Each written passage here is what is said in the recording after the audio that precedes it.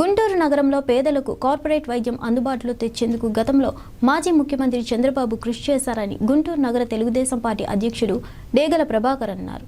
కానీ నేడు ముఖ్యమంత్రి జగన్ రెడ్డి పేదలకు చేసింది ఏమీ లేకపోయినా అబద్ధాలు మాత్రం బాగా చెప్తున్నారని విమర్శించారు. మెడికల్ కాలేజీలు అనే పేరుకే తప్ప చేసిందేం లేదన్నారు. పేదలకు నాణ్యమైన వైద్య సేవలను అందించేందుకు గుంటూరు ప్రైమ్ హాస్పిటల్ ఆధ్వర్యంలో ఉచిత మెగా మెడికల్ క్యాంప్ ఏర్పాటు చేయడం జరిగిందన్నారు. రాబోయే రోజుల్లో తెలుగుదేశం పార్టీ ఆధ్వర్యంలో పెద్ద ఎత్తున మెడికల్ క్యాంపులు ఏర్పాటు చేస్తామని తెలిపారు.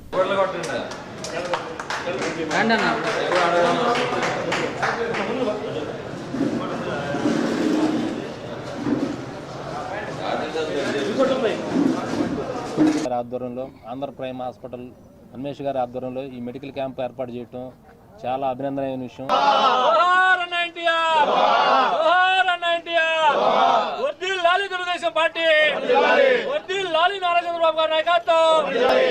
జోహార్ అన్న ఎన్టీఆర్, జోహార్ అన్న ఎన్టీఆర్, వర్ధిల్లాలి డేగల ప్రభాకర్ నాయకత్వం, వర్ధిల్లాలి డేగల ప్రభాకర్ అన్న నాయకత్వం, వర్ధిల్లాలి.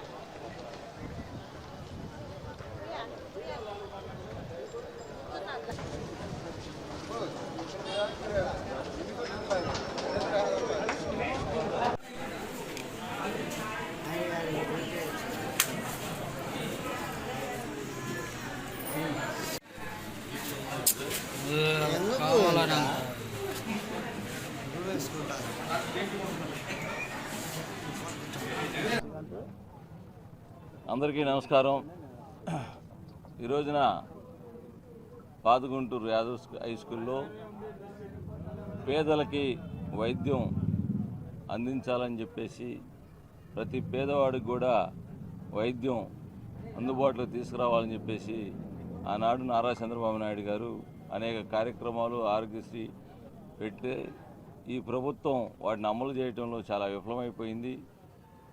ఈ రోజున అనేక కాలేజీలు మెడికల్ కాలేజీ తెస్తామని చెప్పినటువంటి జగన్మోహన్ రెడ్డి ఎక్కడా కూడా శంకుస్థాపన చేయటమే కానీ ఎక్కడా కూడా ఇంతవాటికి ఏ కాలేజీ కూడా కట్టిన పాపాన పోలేదు. అన్ని మాటల ముఖ్యమంత్రి అయిపోయాడు. మడం తిప్పే ముఖ్యమంత్రి ఎవరైనా ఉన్నారంటే ఈ ఆంధ్రప్రదేశ్లో ఆయనే మడం తిప్పనని చెప్పేసి ప్రతి విషయంలో కూడా మాట తప్పటం మడం తిప్పటం అనేది ఆయనకి పరిపాటైంది. ఈ రోజున తెలంగాణ రిజల్ట్స్ కూడా చూస్తూ ఉన్నాం.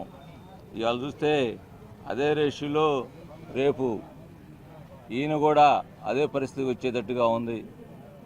ఎక్కడా కూడా ఏ ముఖ్యమంత్రి అయితే అభివృద్ధి కార్యక్రమాలు కానీ సంక్షేమ కార్యక్రమాలు కానీ చేయరో ఆ ముఖ్యమంత్రికి ప్రజలు బుద్ధి చెప్తారని చెప్పేసి ఈ రోజున మనందరం కూడా తెలియజేస్తూ ఉన్నాం. మీ అందరికి కూడా ఈ వైఎస్ఆర్ పార్టీ కేవలం వాళ్ళ స్వలాభం కోసమే పనిచేస్తుంది కానీ వాళ్ళ నాయకులు ధనవంతులయ్యారు కానీ పేదలకి ఎక్కడా కూడా ఇంతవరకు అభివృద్ధి కార్యక్రమం కానీ సంక్షేమ కార్యక్రమం కానీ వాళ్ళకున్న హక్కులు కానీ హరించేసినటువంటి ఈ ముఖ్యమంత్రి ఈ రోజున ఆరోగ్యాన్ని చాలా పేదవాడికి సుదూరంగా తీసుకెళ్ళాడు. చాలా ఖరీదైపోయింది ఆరోగ్యం.